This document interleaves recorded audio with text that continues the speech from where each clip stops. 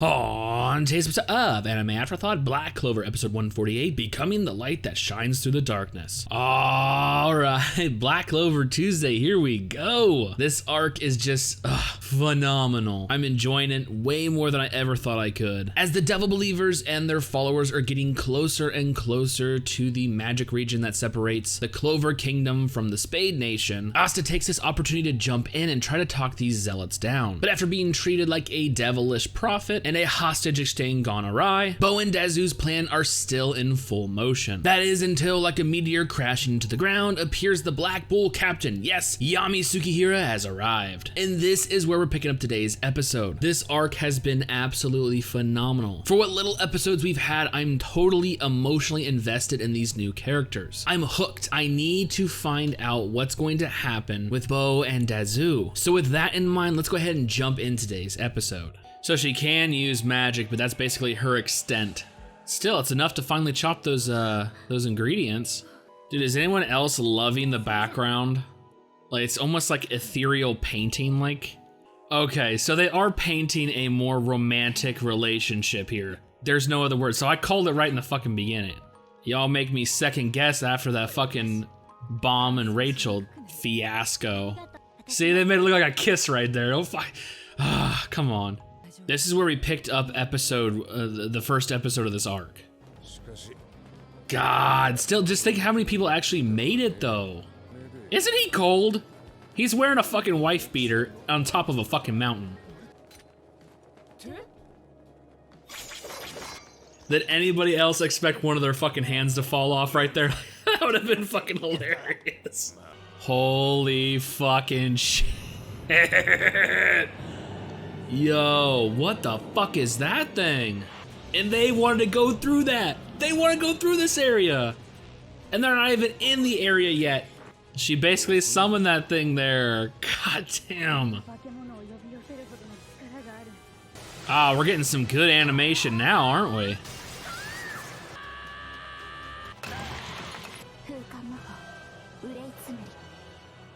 No shit, they're not after the grimoire, you fucking dummy. They're the Black Bulls. Oh, got it in its eye.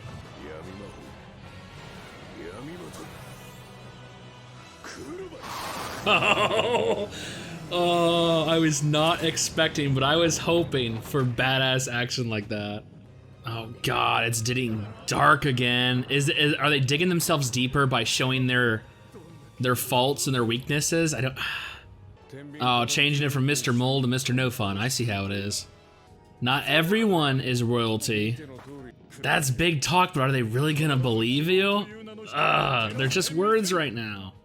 Oh, their words are actually working. But the two biggest boogaboos right now is Bo and Dazu.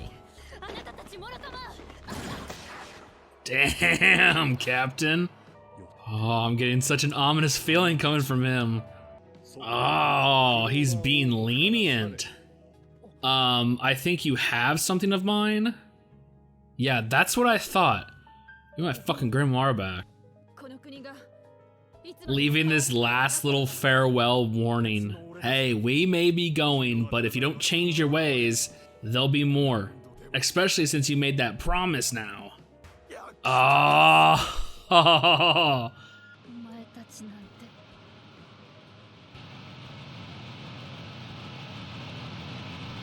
Oh my fucking God. Yo, that was huge. That was huge. Oh my God, my heart is racing. That was fucking so intense.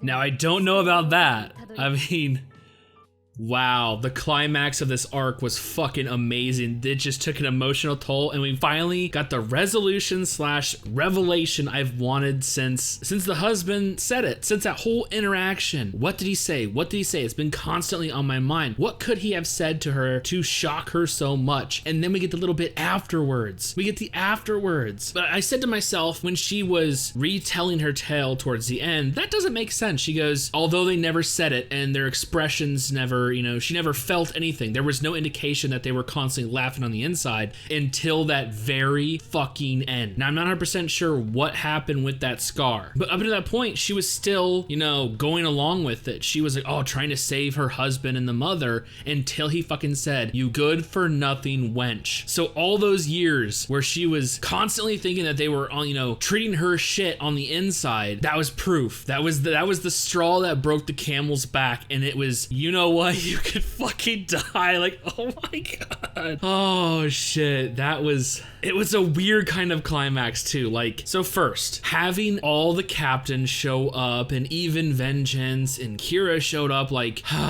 that was some badass action. You can see, some upgrade in the quality, so we're gonna get a pretty good episode starting out. But just to see them go in on that giant fucking ice creature that just showed up, like, that was badass. You actually got to saw some of the teamwork, we saw in the new opening, like Nozel giving Yami a springboard using his Mercury magic. But yes, I mean, that was, my heart's still racing from that fucking scene. After watching some pretty intense anime lately, like, that was pretty fucking next level for Black Clover. You can die. But yeah, once again, they're painting Bo and Dazu more than just friends, and it's not just a codependent relationship based on their quote-unquote weaknesses. There's always this kind of line between interpretation and artistic intent. I don't care what anyone says, both the interpretation and the artistic intent point towards a romantic relationship, not just the hand-holding, but that's one scene where they're putting like lip balm on each other, and then it does like a behind Dazu's head shot to make it look like they're fucking kissing. Like, I don't care what you fucking said, you cannot mistake that. They're in a relationship. I don't give a fuck what anyone says. I will argue to the death on that shit. Why does it sound like I'm taking this personally? Cause the Tower of God fiasco. If you didn't know what I'm talking about, go look up my episode 1 reaction. Y'all got my love radar all screwed up because of that. But anyways, yeah,